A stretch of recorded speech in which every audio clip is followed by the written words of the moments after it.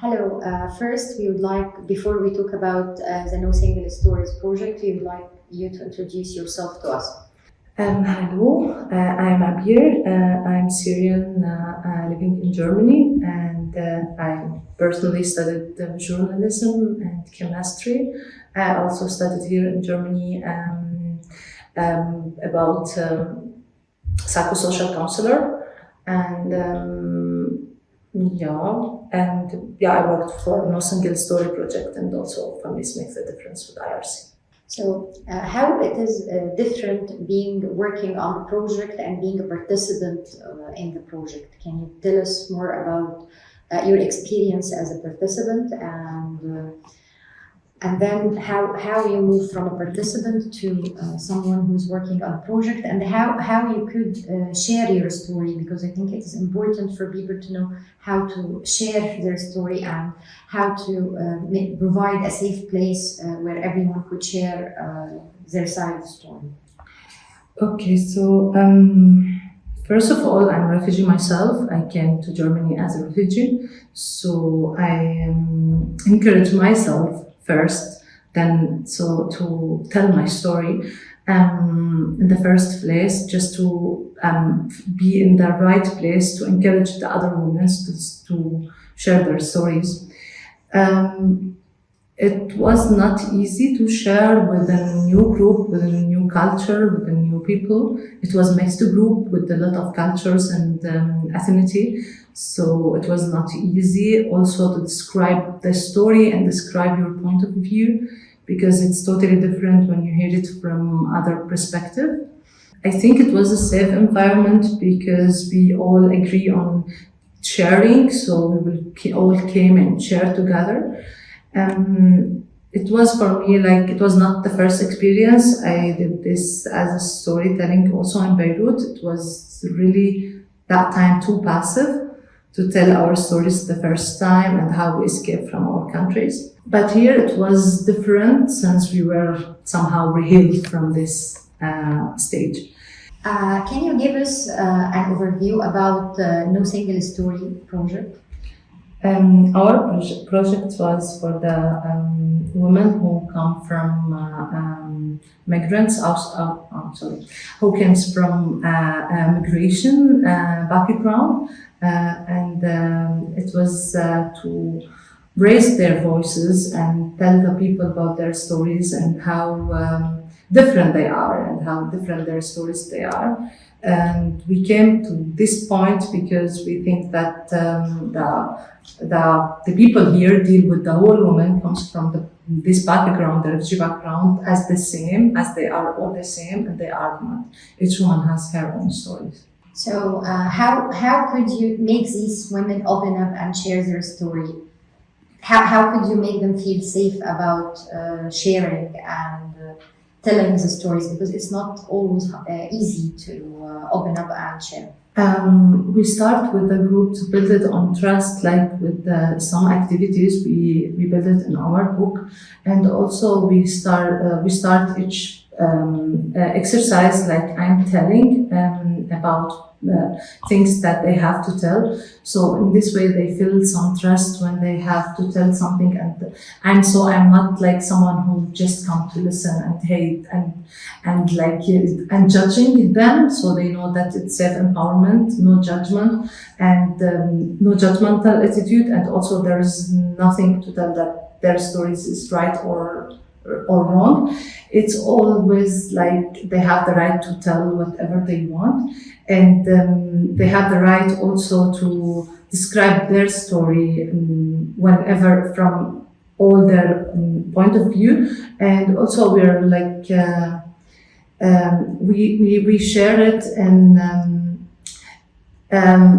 like it is something emotional. So we after each story and each woman tell her story, we all have this exercise that we all like said empathetic word to her, so she feel that she's in safe hands somehow. So I understand that you first were a participant in this project. Can you, before you joined the project as someone who would work closely with these women. So can you describe to us your experience as a participant? Well, as a participant, it was in the beginning not really easy because I have to open up within a lot of cultures, within a lot of ethnicities, and a lot of people. It was also different languages, so we have to share not in our mother tongue. So it was also different when you share your story in another language. It feels different. I was a little bit in the beginning afraid to share, and I was like, I don't want to share everything. And then when I found a woman, they have mostly we have a pain, we come through a lot of experience together, so it makes me like it encouraged me, and I felt responsible that I will be part of this project, and if me myself didn't encourage myself to open up and to tell my story, so how could I encourage the other women to tell their stories? So I felt this responsibility, and I feel like I have to, then I can really encourage the women. I have to be honest to tell my story, then they can tell it. So after this experience as a participant, as someone working on a project, what are the key challenges you had from both perspectives? As a participant, I think the challenge is to trust the facilitator, so and also the group for sure. But you don't have this challenge with as a facilitator, like when you are leading the group, because you want to build up this trust. You don't have to trust, but you have to build up this trust within themselves. And I think it was not a big challenge in my groups, especially because we were talking in Arabic, in the mother tongue. So it was a bit easier than the other groups when we have a lot of cultures together. I think also some of the things that we faced, that some stories were really sensitive, and the group was affected with those stories. So I used my previous study to just calm them down, make some activities that it released them from this pain, or not release, to be honest, but to help them to release this pain somehow. I think they have to find a way to live with this pain, because pain doesn't go away, but you have to find a way to live with what happened and move on. This is really important. Yeah, I think so. And also how to deal with it in your daily life. I think it's also a very important part. Yeah. So any final message you'd like to tell us, and anyone would like to work in the storytelling or share their stories, what advice you would give us? I think after all those stories I heard it from the women, I learned how to not judge the women's stories, and to say that every story matters. All their stories is too important, if not for me, so for them themselves. They need to be appreciated, and they need to be, and we as a woman, or like as a human, we have to encourage ourselves to tell our stories, because it's really matter. And if I didn't tell it, no one will. Yes. So a final word to every woman: your story matters. Thank you. Hello. Hello. I would like to first, can you introduce yourself to our audience? Yeah, my name is Dimitar Trendafilov. I've been teaching in the biggest private university in Bulgarian University. My field is marketing, and specifically it's brand management. Also, it includes advertising and so on and so forth. I have experience as a consultant for different companies, different brands, and storytelling is part of my field as well. So to participate in this project. Thank you. It's actually our project address the need for enhanced narrative comprehension skills in the digital age, where information can be most probably misleading. So that's why we need to ask you some questions. Can you share us examples from your experience where strategic branding has successfully influenced the perception of the narratives? Yes, actually, each of the most powerful brands that we are surrounded by, not only today but in the last decades, are very good storytellers, and they're very emotional in their communication, not in one campaign, but in all ways that they create as a communication.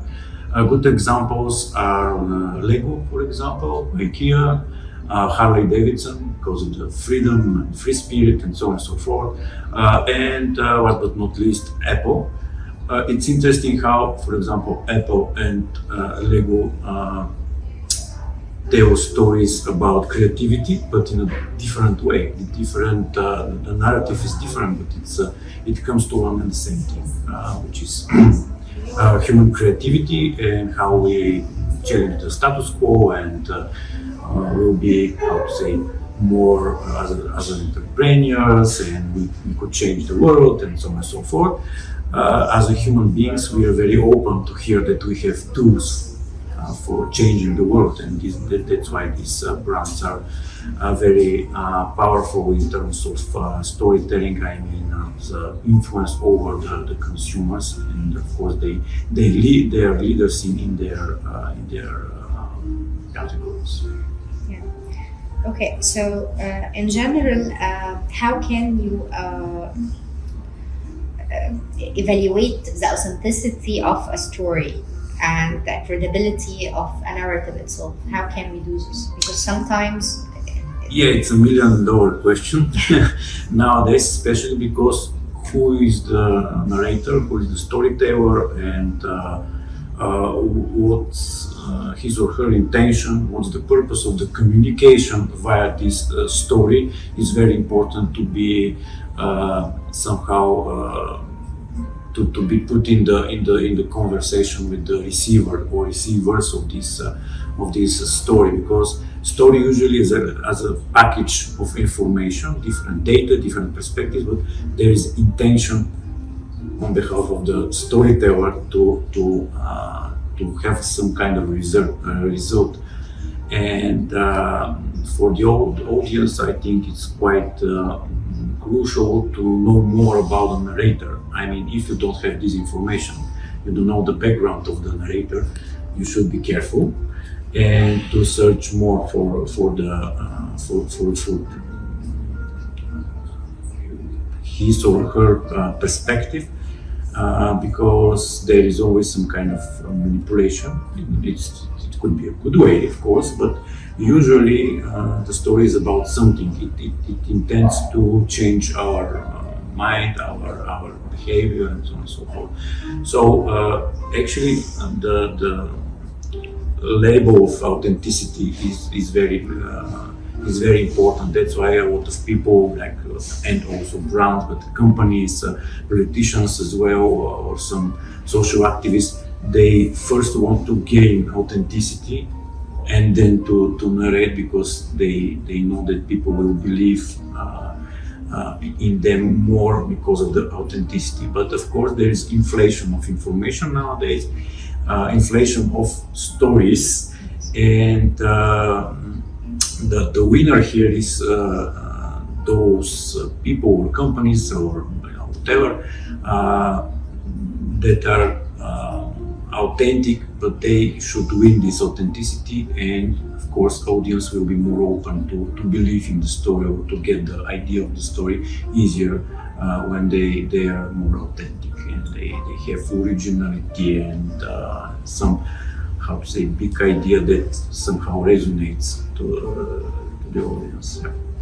So how can we teach the listener or the audience to learn from, to use effectively in general the methods of critical thinking to judge the story, and in their life, day-to-day life, or even in their professional work? Because as you said, authenticity, they have to win it first, but what if they couldn't do this? How can they identify the story and identify what they are hearing? Yeah, I think that there is a simple list of questions that the audience could ask itself about the story. That it listen like who is saying what, who is doing what, and why. The usual questions: who, why, how exactly this story is constructed. Let's say. And so it's not that actually it's not that difficult, but because of the big, waves of information that we are exposed to every day, most of people actually don't want to put energy in this to ask questions. So this is the big thing that we need to put here. That questions will somehow protect the audience from the negative or negatively manipulative narrative when you ask these questions: who, how, why is doing or saying this, and why the stories as it is. I mean, the elements somehow how they correspond depends on the story, of course.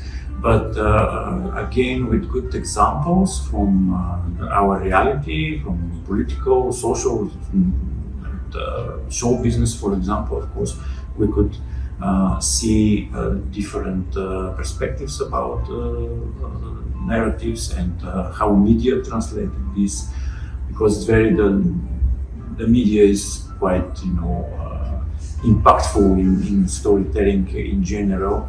And it's a good question why this channel has been chosen for this narrative but not for this. For example, in last campaign for European elections, we have a good example how some very old politicians that run their campaign to join European Parliament started to communicate via TikTok, for example, because they know that they should influence young people via the most popular channel in this generation.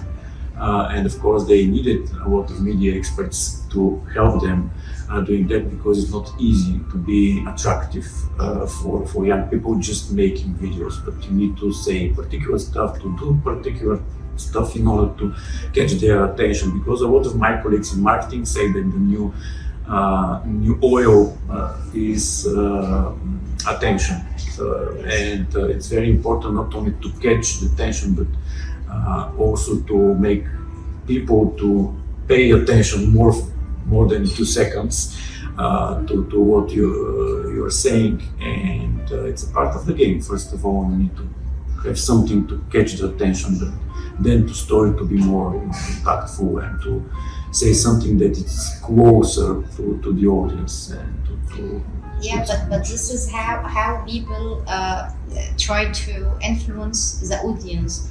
But maybe they are already influencing them the wrong information. They are maybe wrong promises. If this is election, I will do 1, 2, 3, and they don't do this after all. Yeah, the general problem with elections is that every politician wants to promise something, Yes. and it's a kind of investment in the future, because it's what has been promised, most probably, is something that this or that politician wants to create in the future.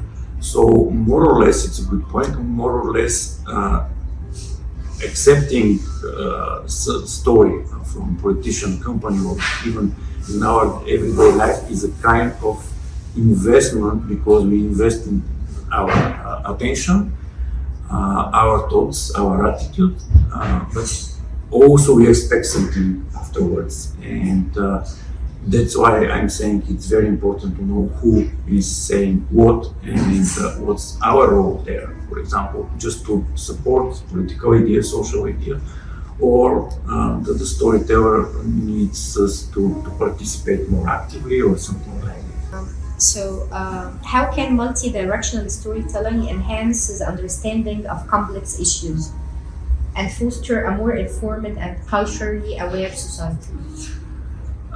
First of all, we need to put more cultural studies and such a kind of disciplines in our schools and our house schools, in order to to teach people how to navigate in this multicultural world. And this is the first step. I think it's from my experience at the university. It's very important students to know how to create a story, how to narrate a story, and to combine more elements, more perspectives in this. But they need to know more about different cultures, at least around, and to create their version. It's kind of exercise. I mean, the more stories they tell, the more they will prepare in their professions, but also they will be more experienced in listening stories. It's very hard, I mean, in contemporary world to create a story, somehow to make our complex world very simple in one story. And that's why some people, some companies are very good in storytelling, because they could create very simple story in this complex world. But for our everyday life, it's quite difficult for us as ordinary people to be so, how to say, simplistic in what we do. But of course, there are some elements that, for example, young people could learn about and to create simple stories about the world. So when the world was simpler, I mean, like 100 years ago, it was very easy for politicians or for writers to create a good story, very simple story. That's why we have a lot of stories about animals, for example, in order to represent our social, relations, problems, and so on and so forth. But nowadays we have more people involved, like politicians, like show business stars, celebrities, like influencers, and so on and so forth, who actually dictate somehow the agenda in contemporary storytelling. For example, someone could be very successful because he or she is celebrity online. There is no background, like he or she is very popular because he's a movie star or politician or a very successful businessman or business lady. They're famous because they're famous. I remember in my childhood, Paris Hilton was famous because she is famous. Yes. But nowadays, it's full with such kind of profiles, let's say, people who are more influencing even than some politicians because they're quite active online. So it changed the way the narrative is created. I think influencers are very dangerous because some people after COVID, they become famous just because they are either dancing, singing, do light stuff, and people were then have nothing to do or maybe stay at home for a long time, so they search for very small videos, and these people now are very famous and they have like a great influence on many. But when you check the background of these people, you find some of them, of course not all, less education, less culture, and people use them in marketing and even affecting the political situation. And I think this is actually a kind of a storytelling, but it is a dangerous one, I believe. Yeah, it's as dangerous as fake news. Yes. So, but the cognitive science says that our brain is not capable to follow critically everything around us every day, especially when we need to have to make a decision and so on and so forth. So there is no such amount of energy for us, and our brain try to keep this energy. And again, it's online activities nowadays are more like entertainment. They are not real storytelling in a sense. So, but emotions, and especially emotions in terms of entertainment, is very tricky for our brain. So it could trick it to believe in something. I remember back in the 90s, probably you know this TV series for the aliens coming from space and so on and so forth. So some media, I remember, said that even more Americans believed that the government actually lied about aliens because of this TV series. So X-Files? X-Files, yes, thank you.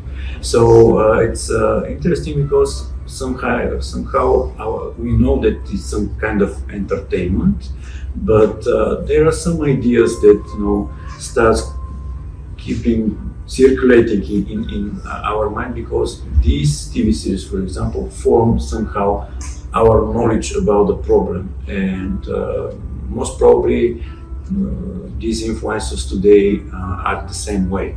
So they put some ideas, and not always our brain is capable to calculate or to evaluate the reality behind this. More or less, reality is something that we actually don't know exactly what it is, and we form it piece by piece by different information. So that's why it's very dangerous to use only one channel, to believe only one authority or influencer or something like this. And the key for critical thinking is to have more, at least the one instrument that we have is to have more sources of information, try to cross-checking the reality, and to be more smarter, to put more energy in checking the information behind it. So, what practical exercises or activity maybe we can add into our workshop and training session to enhance our participant narrative literacy and the critical thinking skills? Okay, it could be interesting if different participants could be in the shoes of different participants of the story, just to see different perspectives and to share their experience in the story. I mean, somehow to be like actors and to be in the story from different perspectives, as you said about the roof, for example, or something like this. So I think this training people from show business use in order to see the different side of the story by participating in it. For example, because even contemporary education is more about experience, and it could be not only to speak about the story but to participate into, as also attorneys usually try to narrate the situation they want to judge from various perspectives. Probably to put people in different points of the story will be great as an experience for them, and to evaluate the authenticity of the story. Thank you so much for being with us today. Thanks for having me.